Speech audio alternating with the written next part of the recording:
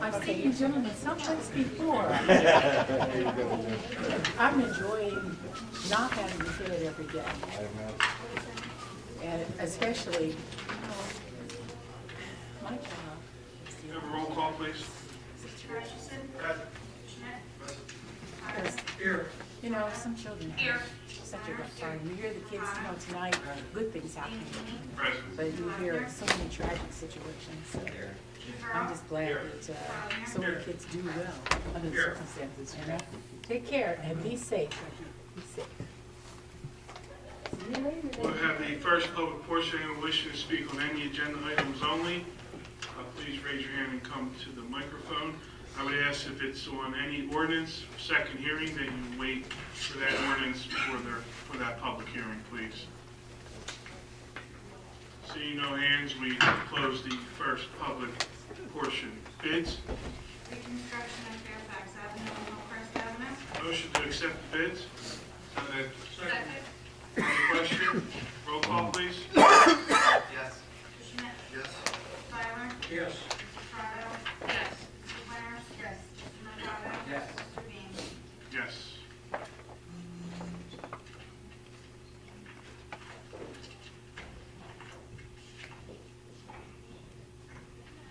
We have ordinances of second reading.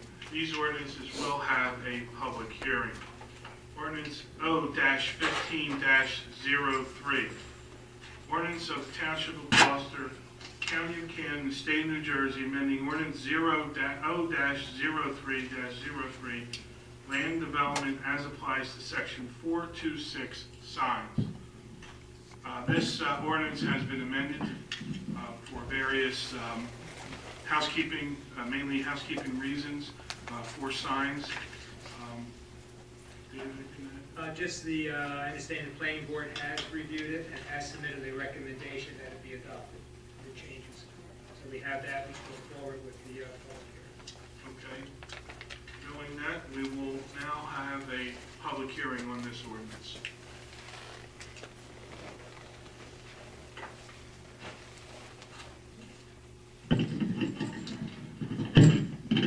Hi, my name is Erin Simone. I'm with Malley and Associates, represent Atlantic Outdoor Advertising.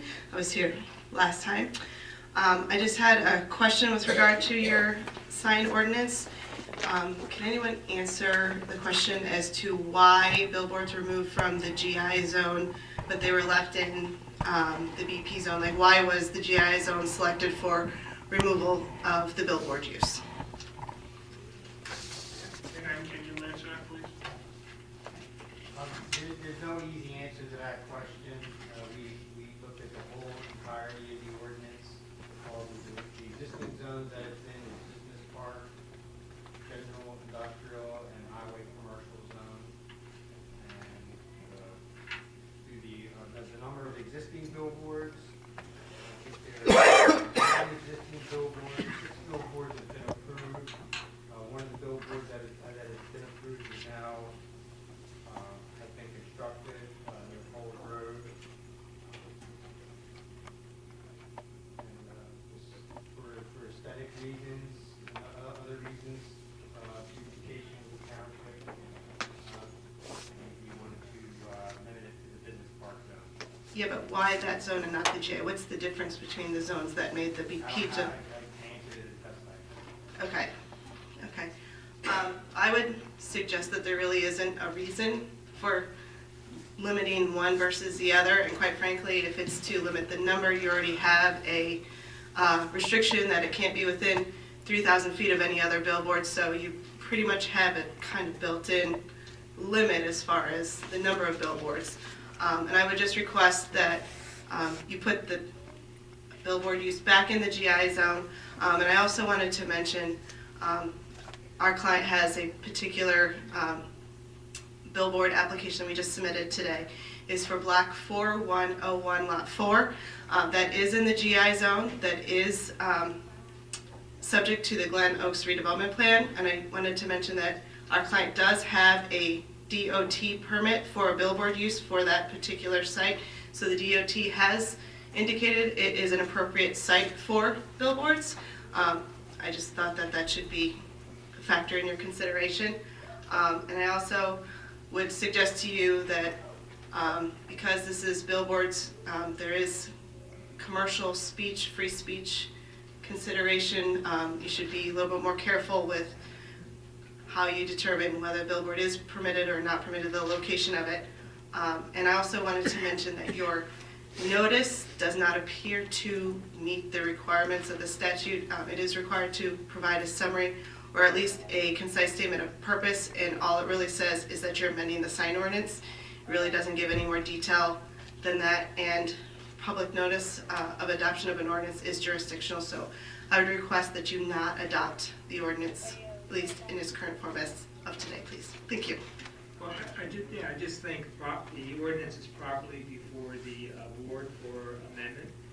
The drafting and recommendations comes from Community Development, Department of Planning, our planner, township planner, has drafted the recommendations from a planning point of view.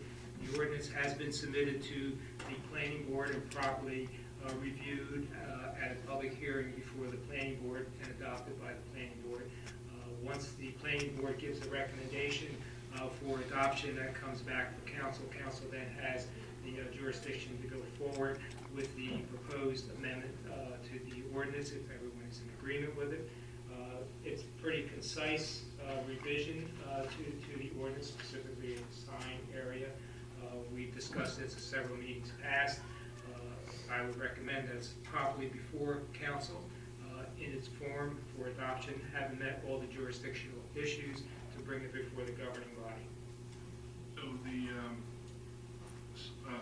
counselor in front of us, her statement with the advertising and all that, you don't have any concerns with that? No, I think they really didn't understand the issue, constitutional issue of freedom of speech. We're talking about billboards to be put up and from a planning point of view. I don't really want to debate the constitutional issue with you. I think we're talking about the structure of a billboard, not the content that goes on the billboard.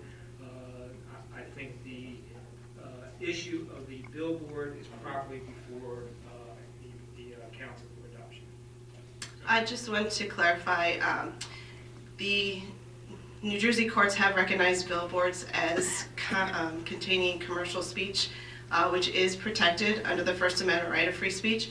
And while this is not a content-driven ordinance, it is subject to reasonable time, place and manner restrictions, which is subject to constitutional scrutiny. And as a result of that, you do not necessarily get the presumption of validity you would ordinarily be entitled to with regard to regular ordinances. So that is my concern with that. And I just want to mention, and I mentioned it before, but I wanted to reiterate again that your redevelopment plan does say when there is an adoption or amendment to the redevelopment plan that has a material impact on a property owner in the redevelopment zone, you are not allowed to do it unless you have a written consent of the owner who is affected by it, and you really don't have that here. And our client has a lease with the property owner to put in this billboard, so it would materially affect their rights. So thank But you. you were here last. I was here last time, yes. Taking on the record that you represented the same client. Yes, it is the same client, yes. The client knew of this ordinance going forward. I'm sorry. Your client then obviously knew this ordinance intended to go forward. The client knows that it is on the agenda for today, but like I said, your notice does not have the statutory mandated language in it, which makes it deficient, and being that it's a jurisdictional requirement that would prevent you from moving forward. And your client was also aware of the opportunity to have the hearing before the planning board on their review. And we were at the planning board, and we did mention that as well. I asked these same questions, and we did not get any better answer other than they wanted to limit the number of signs. And as I said before, the reason, or I think you have that goal accomplished by the 3,000-foot restriction. It really doesn't need to take it out entirely of its zone, which is really appropriate. I mean, it's an industrial zone. It's not like there's any conflict as far as uses go, so. President, before we cast a vote, may I ask the name of your client, please? Atlantic Outdoor Advertising, LLC. Your client Yes. What is the property owner's name? Carlson, and his first name has escaped me. Stanley? Probably yes. Ma'am, can you give us your name again for the record? Sure. My name is Erin Simone. Thank you. Nothing further. President, I'd like to respond. Sure. I just wanted to put on the record that my department did receive an application, and after speaking with another associate with this law firm, I had advised that, in my opinion, and these past precedent, all applications in redevelopment areas required an application to you as redevelopment entity first before my department would accept an application, in the office. So at this time, I'm not sure of the status of this application that has been presented in my office today before this hearing tonight on the ordinance. And I also disagree with the analysis of the redevelopment plan. The redevelopment plan just recognizes the underlying zoning of the for land use. We're not amending the redevelopment plan. We're amending the zoning ordinance. Thank you. Thank you. Yes. With regard to amendment to the redevelopment plan, by adopting the underlying zoning, that is what tells the property owner what they're allowed to build and what they're not allowed to build. And if you change the underlying zoning, you are changing what they're allowed to build under the plan. And that by default is an amendment to the redevelopment plan. So this is why we're suggesting to you that this adoption of this ordinance would be an amendment to the redevelopment plan, which would have an impact because Mr. Lochner indicated at the planning board meeting last time that it is his position that if it is not a permitted use, it is not something that can be granted with a variance from, and it would require an amendment to the redevelopment plan to put it back in. I don't know that that's necessarily what your redevelopment plan says, but being that that is his position, that if it's not a permitted use under your zoning, you have to amend the plan, I don't understand how it wouldn't be an amendment to the plan to remove that as a permitted use. Thank you. Thank you. Anyone else on this ordinance? Here. Seeing no other hands, close the public hearing. Motion to adopt. So moved. On the question, roll call, please. Mr. Hutchison? I have to abstain. I believe that I may have a conflict. Mr. Schmidt? Yes. Mr. Seiler? Yes. Mrs. Estrada? Yes. Mrs. Winters? Yes. Mr. Mercado? Yes. Mr. Valentini? Yes. Ordinance O-15-04.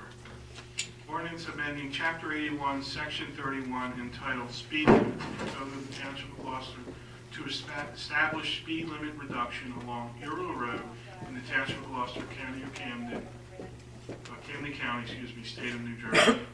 This ordinance will amend the speed limit from 45 miles an hour to 35 miles an hour on Earl Road from Blackwood Clementon Road to Little Gloucester Road.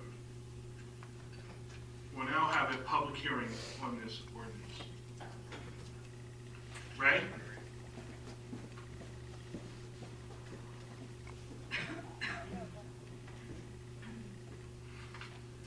Good evening, Council. Ray Palador, Ariel.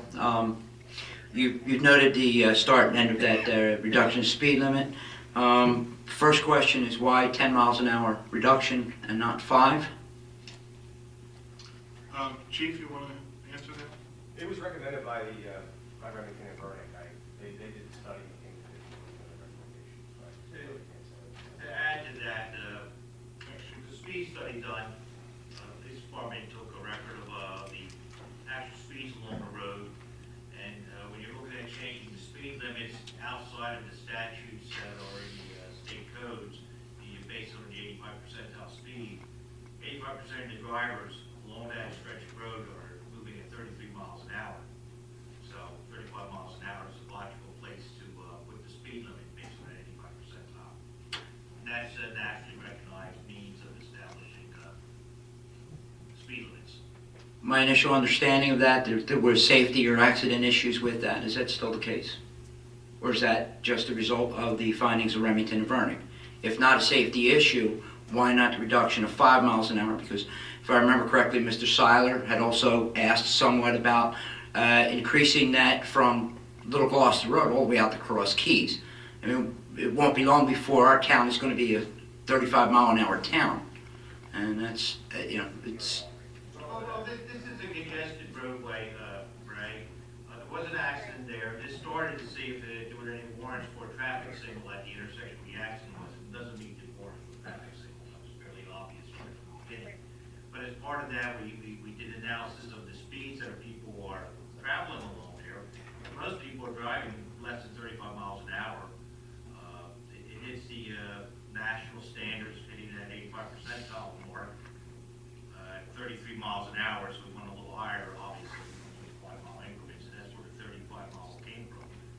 I think once you pass Little Gloucester Road, that intersection, it opens up a little bit more. I imagine, at least my experience, is the fact that the vehicles are traveling faster once you get past Little Gloucester Road. But that stretch here from Blackwood, Clementon to Little Gloucester, that's a great stretch.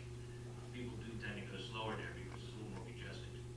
And the school area, I surely can understand.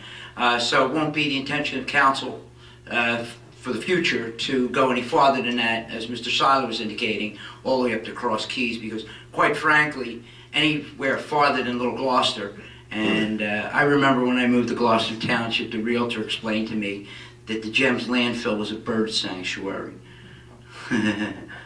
But there's nothing going on any farther than Little Gloucester Road, and if it is a safe corridor, I'd really like to see us be able to still travel at a reasonable and safe speed. We're getting a consistency where enough roads are going to be reduced in speed where you start in one area and stop. Around the schools is certainly understandable. Let's not slow down the progress. We built a new ramp at College Drive to get on 42 and other avenues to getting in and out of Gloucester Township in a timely fashion, yet safe. Just don't want to see us go any farther, because I don't know how many of you folks have been down the southern end of town. It's not too bad. There's certain intersections, but other than that, let's not slow the whole town down if it's not warranted. I think, Ray, our council is concerned about safety. When these things come in front of us, we have police involved. We also, obviously, engineering has to be involved, and so we always take safety as the leader in making sure that we keep the town safe. Will do. Thank you. Thank you. Anyone else? Seeing no other hands, we close the public hearing. Motion to adopt. On the question, roll call, please.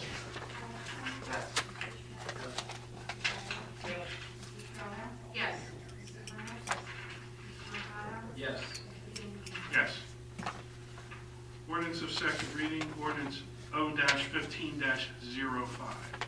Calendar year 2015 ordinance to exceed the municipal budget appropriation limits and to establish a cap bank.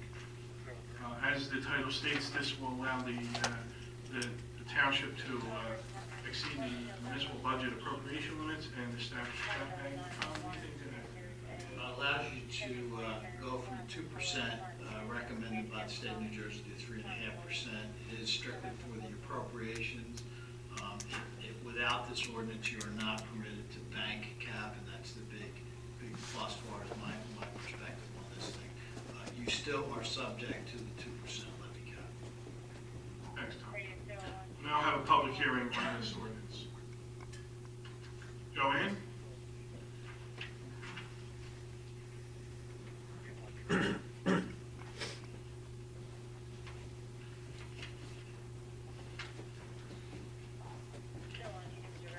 Joanne Clark, Timber Birch.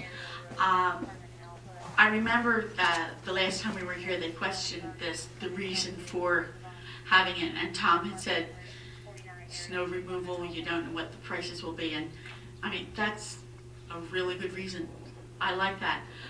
My question with it is, once the year is over, you know what your expenses are. Why does it get carried over for several years? Why do you bank it for 2 and 3 and 4 years? Use it or lose it. Why not retain the flexibility? And Well, it's not banked for more than 2 years. It's a 2-year bank period. That's, again, statutorily, that the state has governed it. This is the way that it's going to be handled. Well, but my question is, you're putting the budget out for this year, and there are variables that you can't know what it's going to cost. So you have your bank. At the end of the year, you know what you spent, you know what you've incurred, you use it for that. Why does it have to be carried over another year? That's not being used for this year's budget. It's an accounting function. It is primarily for the auditor in terms of the calculation, and it's recognized also by the state. Each year, the state certifies the cap, the appropriation cap, and when they do that, they include on that certification the prior 2-year cap bank. And so it's just a calculated number. We're not mechanically doing anything. Right. With any money's left over. If there's monies left over at the end of the fiscal year, the calendar year that we're in, those monies go to a reserve, because if you think about it, you're still paying utility bills in the following January, you're still paying your landfill tipping fees, other fees. So those run another 12-month cycle. It's called the reserves. And then once they run that reserve cycle, that other 12-year cycle, or a total of 24 months, then it goes to surplus. Okay, so you're only holding it for 2 years, but then each year it's like 2 years from here and then 2 years from here, so it's... That's the method of accounting for Okay. the state of New Jersey. Because I know last year when we had our increase in our taxes, it was like 7 or 8% because you held... It's a different bank. That's a levy bank. That's not the appropriation. That's not the budget bank. No, they're mutually exclusive. My mistake. All right. No, that's all right. I need the education. You're correct. There are 2 banks. One that we can create with the appropriations, which we're doing tonight. Uh-huh. The other is automatic, and that's figured out by the state, and that has to do with the levy. And that's not calculated by us. That's not controlled by us. That's just automatic in terms of how the state treats the budget process. Trying to hold on to my monies. Thank you. Madam Whitney, thank you. Anyone else? See no other hands, we close the public hearing. Motion to adopt. So moved. On the question? Roll call, please. Mr. Hutchison? Yes. Mr. Schmidt? Yes. Mr. Fowler? Yes. Mrs. Estrada? Yes. Mrs. Myers? Mr. Mercado? Yes. Yes. We now have resolutions of consent agenda. Any council person wanting to remove any of these resolutions, please let me know now. Do I have a motion to approve the consent agenda? So moved. Second. On the question, roll call, please. Mr. Hutchison? Yes. Mr. Schmidt? Yes. Mr. Fowler? Yes. Mrs. Estrada? Yes. Mrs. Myers? Mr. Mercado? Yes. Mr. Dean? Yes. Resolution 83, resolution amending resolution R 15:02-010, entitled Resolution Appointing Members to the Blackwood Lake Advisory Committee. We skipped resolution 82, so we'll come back to that one. Resolution 83, that is the resolution amending resolution R 15:02-10, resolution appointing members to the Blackwood Lake Advisory Committee. And we would like to appoint Pasquale Shiroki, Tanya Hookley, Walt Ellis, Stephanie Roberts, Douglas Mulholland to 2-year terms. Motion So moved. Second. on the question. Roll call, please. Mr. Hutchison? Yes. Mr. Schmidt? Yes. Mr. Fowler? Yes. Mrs. Estrada? Yes. Mr. Myers? Mr. Mercado? Yes. Mr. Dean? Yes. 82.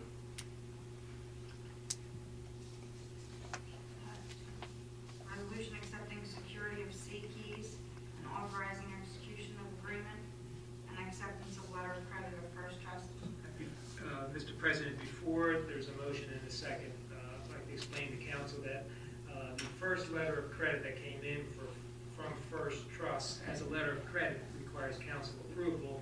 There's a certain standard form that has to be accepted. I communicated with the representatives of First Trust that the draft of their letter of credit did not meet the criteria accepted by this council.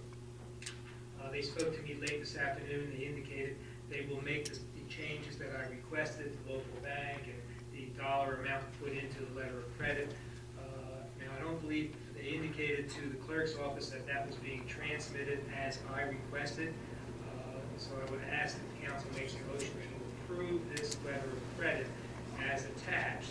It has to be amended to my satisfaction to meet the criteria of the local bank, New Jersey bank, and bank, this letter of credit saying how to be presented in Pennsylvania. We always consistently required to be presented at New Jersey bank.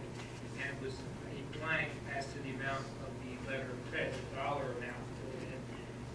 They thought that's because they have a right to allow draws on it, but that really requires council consent before we use the letter of credit. They agreed to make those changes.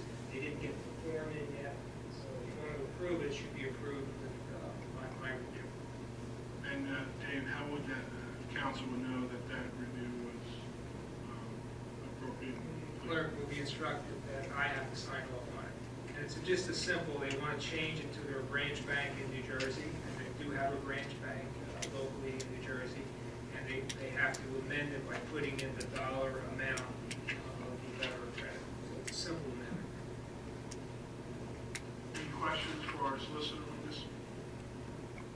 Seeing none, do I have a motion to approve Resolution 82?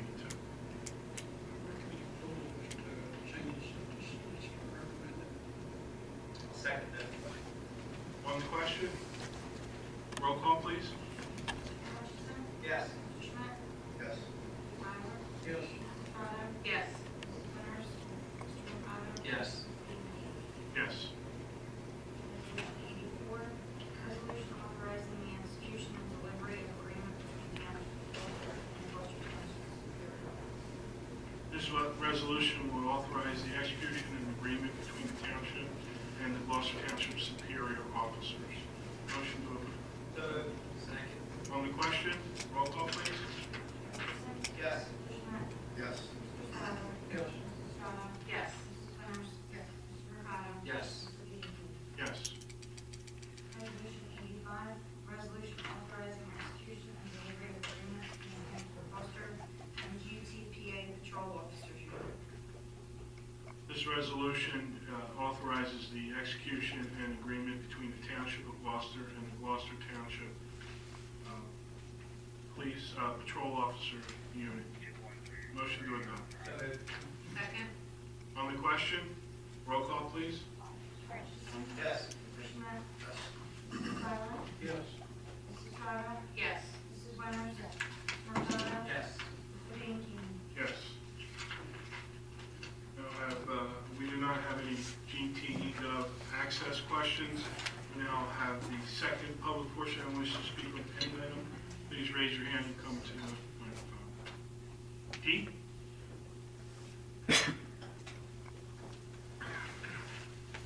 Pete Einbaum, Morningstar Court, Centerville. Follow up to last meeting, I brought up some, what I perceive to be irregularities in the GTMUA. And, Mr. President, you mentioned that there would be some kind of investigation, possible investigation, or some questions asked, or some processes reviewed. What has occurred since, in the last 2 weeks, since our last meeting? If you remember, Pete, at the actual workshop and then at that meeting, I asked our solicitor to reach out and talk to the solicitor of the MUA and to inquire about some of the issues that we were concerned about. And Mr. Parliamere has sent a letter to the MUA, to Howard Long, the solicitor for the MUA, requesting 7 different items. And Mr. Parliamere will address that. After the meeting, I spoke with Howard Long, direct. I told him what the instructions were at our public meeting, and that I would be drafting a letter making a request. I sent that letter out to Mr. Long. He he has responded verbally to the letter, but he has, and he's